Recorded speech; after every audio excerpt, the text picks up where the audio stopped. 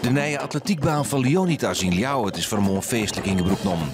Dat wie het nedig ik, want de oude die aankaart trok de Atletiekunie.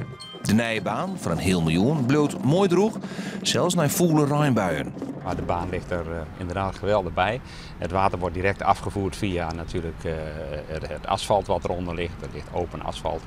En ja, de baan moet droog zijn als je eroverheen rent. En nou, hij ligt er echt heel mooi bij.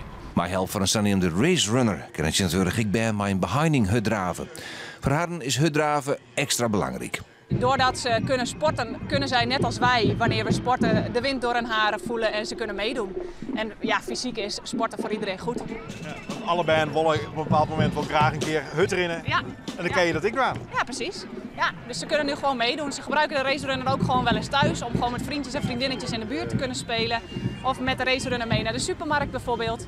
Dus hij wordt voor zowel sport als vrije tijd gebruikt. De nieuwe atletiekbaan heeft nu 8 sprintbaan. Er zijn 2 meer als eerst.